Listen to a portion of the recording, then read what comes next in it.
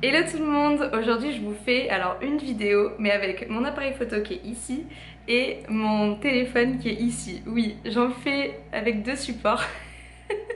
C'est complètement ridicule mais j'ai trop envie parce que j'aime beaucoup que le format YouTube soit respecté en 16/9. Je trouve que c'est beaucoup plus joli, beaucoup plus harmonieux, blablabla. Et Instagram, je trouve que c'est beaucoup plus sympa avec un format portrait, on pourrait dire. Donc voilà, si je regarde là ou là ou là ou là ou là, c'est normal, mais je vous regarde en fait. Je vous regarde, que vous soyez là ou là, sur Instagram ou YouTube, je vous regarde. Alors aujourd'hui, je voulais vous faire une vidéo par rapport à ce qui se passe en ce moment. Personnellement, je suis en train de vivre des choses, j'ai vécu là dernièrement des choses très intenses en moi. Et je suis probablement sûre que vous vivez principalement les mêmes choses que moi. Dans le sens que on est tous reliés, donc on peut pas passer à côté l'un de l'autre. Comment dire, on est tous influencés en fait, hein, qu'on en soit conscient ou pas, on est tous influencés par les autres, c'est collectif, c'est comme ça. En ce moment j'ai vécu beaucoup de synchronicité, mais j'ai aussi vécu des choses assez dures, mais que je m'infligeais moi-même. En fait, j'ai fait une vidéo récemment, la dernière que j'ai faite, qui dure à peu près 4 minutes je crois, où j'expliquais Peter Pan, les pensées, le fait que les choix se répercutent direct en ce moment. Et en fait, je me suis rendu compte que quand j'avais des pensées, en fait j'avais encore des pensées très limitantes qui revenaient, comme par exemple, comment dire, de la compétitivité un peu, c'est pas de la compétitivité, c'est de la comparaison. La comparaison avec d'autres filles, avec d'autres personnes, etc. Et je me suis rendu compte qu'en fait j'avais des pensées, et d'un coup ces pensées, j'allais me sentir hyper mal. En fait, les pensées qui sont dans nos corps astraux, eh ben, elles vont venir se répercuter dans le corps émotionnel puis physique en fait. Et donc dans le corps émotionnel, mais j'avais vraiment mal au ventre, je me sentais pas bien, j'avais l'impression d'être nulle, de servir à rien. Voilà, vous connaissez hein, tout ce système en fait de j'émets une pensée et je la reçois, je la ressens et elle va s'installer profondément en moi si je la nourris ou pas. Parce que si une pensée vient, par exemple justement une pensée de comparaison, et que finalement je décide de ne pas la nourrir, elle va avoir une répercussion vraiment très moindre, amoindrie, c'est souvent les mots que j'utilise, ça me fait rire, amoindrie, je sais pas si on peut dire comme ça, qui va se répercuter dans nos corps, d'accord? Donc c'est super intéressant de venir comprendre pourquoi. Parce que en fait, pourquoi vous vous sentez pas bien? Parce que souvent, on se sent pas bien, mais on n'a pas vu passer la pensée dans notre tête qui a fait qu'on se sent pas bien, d'accord? Donc je voulais vous parler de ça parce qu'en fait en ce moment, en essayant de ne plus nourrir ces pensées limitantes, il m'est arrivé plein de synchronicités qui m'ont amené à un chemin, à quelque chose en moi, à vivre quelque chose en moi et à réveiller quelque chose en moi qui est très puissant en ce moment. Donc c'est pour ça que je vous parle de ça, c'est qu'en fait, si vous ressentez beaucoup de souffrance en ce moment, dans vos corps physiques, dans vos corps émotionnels, que vous vous sentez surchargé, que vous savez pas où vous en êtes, vous avez envie de vous arracher les cheveux, vous êtes constamment fatigué, s'il vous plaît, regardez ce qui se passe dans vos pensées, parce que vos pensées se répercutent de manière beaucoup plus instantanée et beaucoup plus rapide qu'il y a des mois, des années, ouais, ça c'est sûr, des années, oui. Parce que tout va beaucoup plus vite, comme on le dit tout le temps, l'ascension de Gaïa, elle est imminente. Ça veut dire quoi une ascension? Ça veut dire monter ses vibrations, s'alléger. Imaginez, c'est comme... j'ai l'image dans ma tête, mais je sais pas comment l'expliquer. Ah bah si, comme une espèce de montgolfière, voilà. C'est comme si Gaïa et l'être humain, c'est comme des montgolfières. Et pour pouvoir ascensionner, il faut se délester et enlever tout ce qu'il y a dans la montgolfière, ok, qui pèse lourd. Qu'est-ce qui pèse lourd dans le corps humain?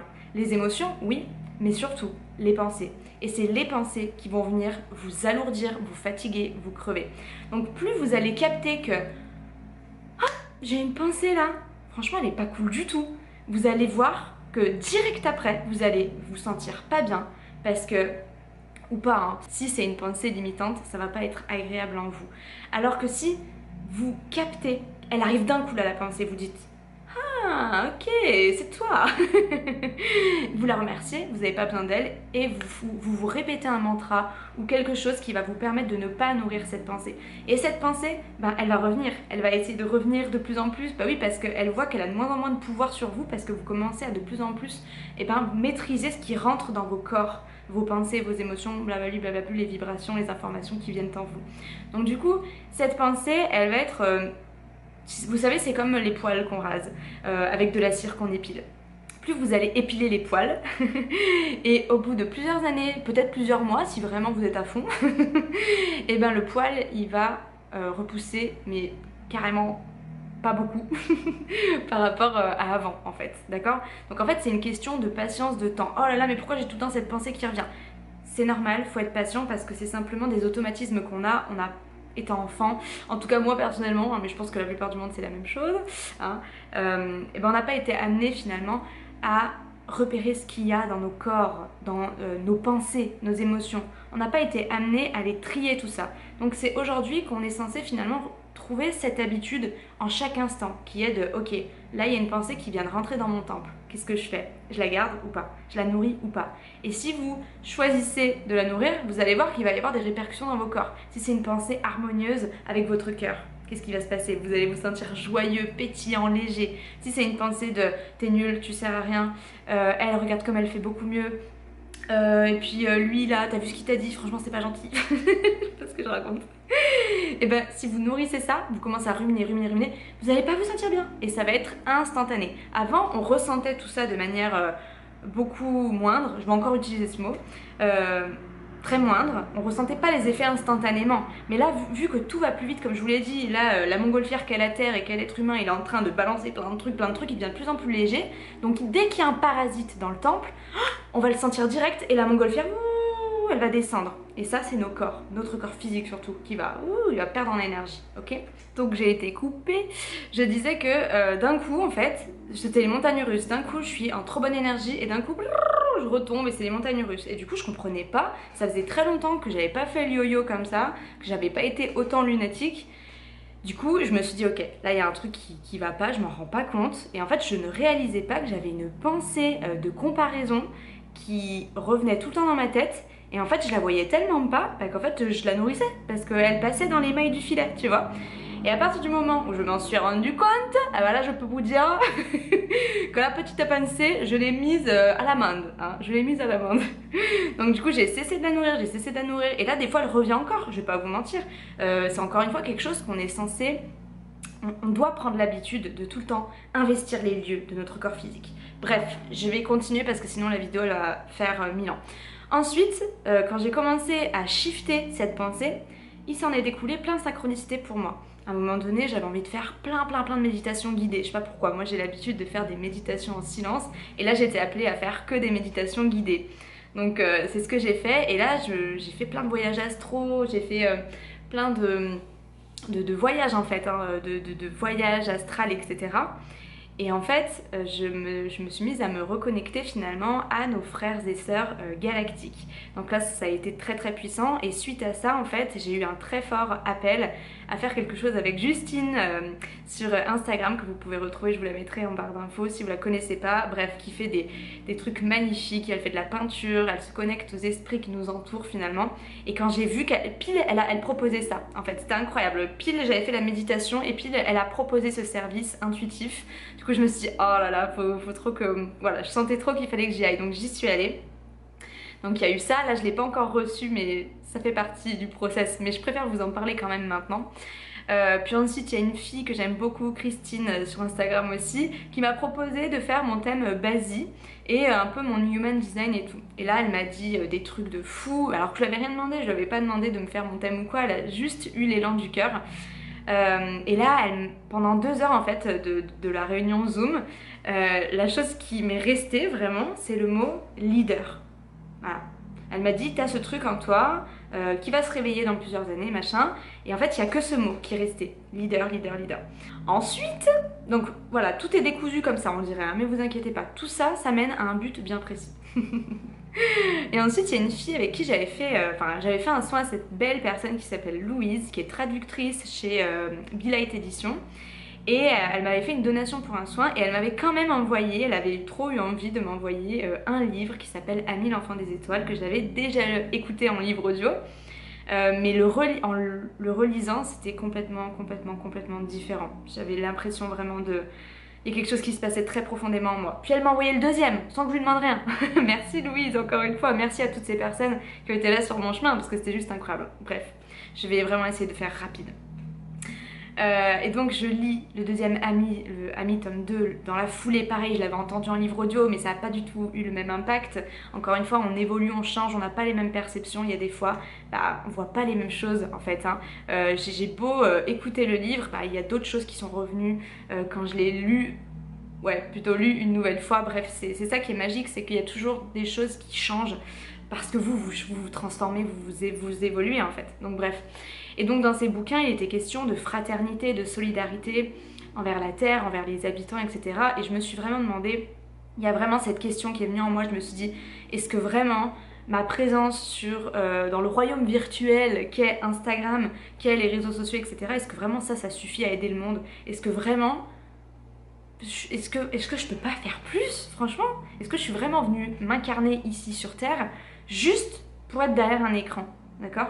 C'est ce que je me suis dit. Est-ce que mes messages, je dois juste les passer derrière mon écran, c'est tout, c'est pour ça que je suis venue m'incarner, tu vois? Et il y a eu plein de trucs comme ça où je me disais, mais en fait, j'aide pas assez. Non, c'est pas assez ce que je fais, c'est rien par rapport à ce que je pourrais donner, tu vois? Donc je commence à avoir plein de remises en question. Puis là est venu dans la foulée le livre Tiaouba, la planète dorée que j'ai là-bas. Que ce livre, je l'avais déjà lu une première fois. Pareil, c'est avec aussi nos frères célestes, etc. C'est Michel Desmarquet. Bref, j'ai déjà parlé de ce livre, il est trop bien. Donc c'est la deuxième fois que je le relis. Et ce livre, je savais trop qu'il fallait, je sais pas, je sentais qu'il fallait que je retourne le lire. Et puis je l'ai relu. Et là, il s'est passé des trucs à l'intérieur de moi, je le finis un soir. Et vraiment, j'ai pleuré à la fin du livre, j'étais complètement décontenancée, voilà. Et en fait, si vous voulez, depuis que je suis gamine, j'ai eu une vision, alors je pourrais pas l'appeler autrement, parce que c'est vraiment une vision que j'ai eue quand j'étais dans la forêt chez mon père, bref, j'étais ado. Et en fait, je me voyais comme dans un grand center park. Ça s'appelle Elf Your Life, hein, c'est le nom que j'avais donné à l'époque. Comme un grand center park où en fait, chacun habite dans des petites habitations. À la base, je connaissais pas encore les tiny house quand j'étais ado, mais ça se représentait vraiment en type de tiny house, de cabane en bois, de yurt et tout machin. Donc je voyais tous ces gens qui étaient sur un gigantesque terrain. Et puis des habitats collectifs aussi, si les personnes veulent se rencontrer. Moi je serais là pour proposer des retraites aux gens qui ont envie finalement de trouver une transition entre notre monde d'aujourd'hui et le monde de demain, d'accord? Donc j'ai eu cette vision-là depuis que je suis gamine, j'y ai repensé il y a pas longtemps et après je vois que Lumineuse, la belle que je pense que vous connaissez pour la plupart, que je vous mettrai aussi en description, elle parle de ce même projet avec les mêmes mots, elle utilise Elf Your Life et là je suis là en mode mais what? J'étais vraiment là en mode mais non c'est génial, c'était comme si c'était la confirmation, vous voyez. Et ce que j'ai oublié de vous dire c'est qu'avant ça j'avais commencé à mettre en place le projet Elf Your Life l'année dernière c'était. Et en fait j'avais commencé à le mettre en place avec Active Créa qui est une prestation de Pôle emploi. J'ai commencé à la faire et tout avec une dame qui était super.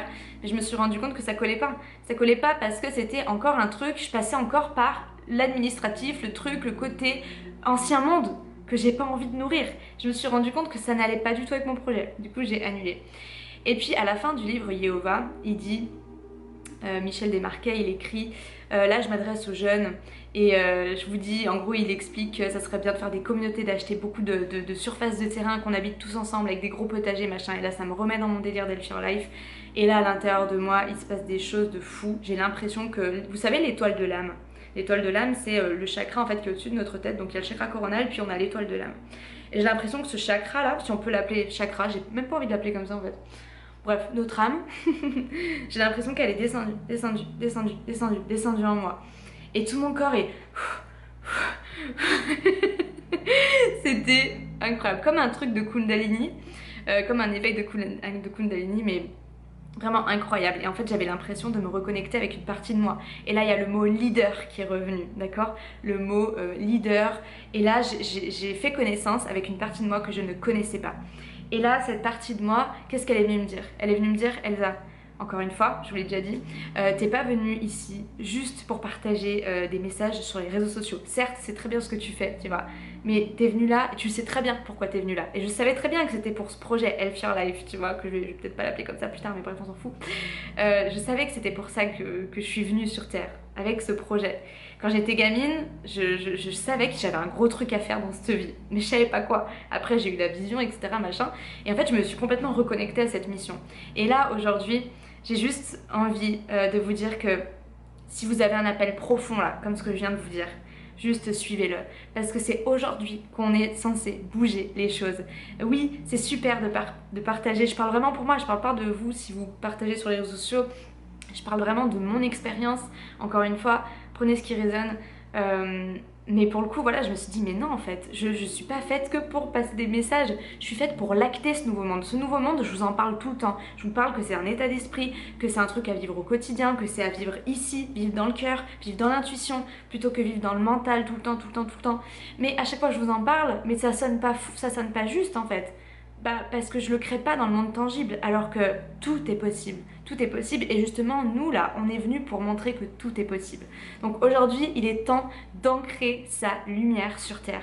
Et c'est vraiment maintenant que je trouve qu'elle prend tout son sens, cette phrase. Et c'est très drôle parce que ce tatouage là que je viens de me faire, je l'ai fait l'année dernière, je voulais le faire, ça s'est pas fait. Je sais pas pourquoi. Et début d'année, j'ai l'idée. Et là, il y a une fille sur Instagram qui me demande qui je demande, je sais pas pourquoi, j'ai l'intuition de lui demander si elle voulait me dessiner mon tatouage. Elle me le fait en 7 heures, elle me demande rien, elle est incroyable, elle est merveilleuse, la tatoueuse, elle me le fait. Et le symbole de ce tatouage, c'est justement que je souhaite ancrer ma lumière sur Terre sans peur, sans que je cesse d'avoir peur du regard des autres, de ci, de ça, machin, poète, ginette. Et du coup, je viens de quasiment le terminer, ce tatouage, il me reste encore que j'y retourne. Mais en tous les cas, je l'ai fait là, il y a, je sais pas, 3 semaines, 2 semaines, j'ai aucune notion du temps, mais bref. Pour vous dire que je comprends vraiment cette notion qui est de là maintenant, on n'est pas venu pour rien. On n'est pas venu pour continuer dans les mêmes schémas que notre mental. On est vraiment venu pour ancrer notre lumière sur Terre avec, vous savez, la vibration qu'on a tous en fait là en nous. Une vibration unique, une vibration qui nous est propre et qu'on est venu, on doit la propager ici-bas. On doit se souvenir de qui on est. Cette phrase, je la dis depuis très longtemps et je la comprends de plus en plus en fait. Souviens-toi de qui tu es. Bah oui, souviens-toi de l'amour que tu es. On est de l'amour, on est tous de l'amour et on est venu l'expérimenter cet amour. Et on a des missions à faire à travers cet amour. Et quelle est notre mission? Quelle est notre mission de vie? Eh bien, c'est de répondre à notre appel du cœur. Donc toi, qu'est-ce que c'est ton appel du cœur? Quelles sont toutes les synchronicités en ce moment qui gravitent autour de toi et juste qui ont envie de faire leur travail pour t'amener vers cet appel du cœur? Okay, qu'est-ce que tu es censé ancrer sur Terre, sans peur, sans... Voilà, il y a vraiment ce côté où en fait, après ce qui m'est arrivé, j'avais l'impression d'avoir plus peur de rien. Genre j'étais là dans ma tête, genre... la guerrière, tu sais, en mode c'est bon, c'est parti, là mon projet, hop, c'est bon, on y va. Et du coup très prochainement je vais vous préparer une espèce de bande-annonce de mon projet. Je vais faire un truc très sérieux, très épique. J'ai trop envie. Je vais en reparler bien plus tard sous forme beaucoup plus structurée. Là j'avais juste envie de vous parler de cet appel du cœur qui juste est en ce moment hyper important. Qu'est-ce que votre cœur vous dit? Pourquoi est-ce que vous êtes ici? Pourquoi est-ce que vous êtes né dans telle ou telle famille? Tout ça c'est pas du hasard, pas du tout. Pourquoi est-ce que vous êtes né en France, au Canada ou ailleurs, j'en sais rien. Pourquoi? D'accord? Qu'est-ce que vous êtes venu activer? Qu'est-ce que vous êtes venu réveiller en vous, chez les autres, partout? D'accord? Quel est votre appel du cœur? Parce qu'en ce moment, c'est ça, je vous parlais l'autre fois des grandes vagues qui étaient en train de submerger la Terre, ces vagues d'amour pur en fait, ces vagues solaires qui sont juste là pour justement rentrer en nous. Parce que nous, on est des ponts, on est un pont entre ciel et terre et on est là pour créer le nouveau monde sur Terre. Surtout notre génération, les générations à venir, c'est aujourd'hui que tout se joue.